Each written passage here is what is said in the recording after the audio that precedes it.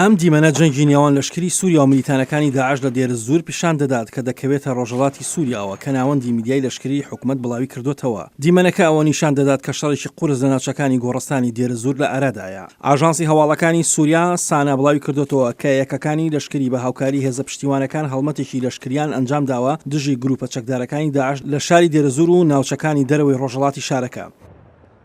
هەروەها ئاژانسەکە ئەوەشی ڕاگەیان کە هێزە ئاسمانەکانی لەشکری چەندین زنجیرە بۆردومانی ئاسمانی دژی شوێنگەکانی داعش ئەنجام داوە کە دەکەونە دەوروبەری شاری دێرە زورەوە.